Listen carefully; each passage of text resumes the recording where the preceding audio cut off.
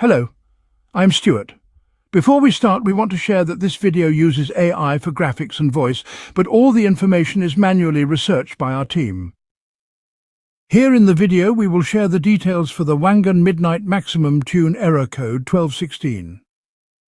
The error reads, Unauthorized Access Code. As per our research, the error comes when users try to link a banner pass card to Wangan Navi. According to our research, this error is likely caused by registration attempts before the card has been used properly in the arcade system. First, try restarting your device and then try again 2 to 3 times. If you still have the error, then head to the arcade and use the banner pass card there first before trying to register it on Wangan Navi.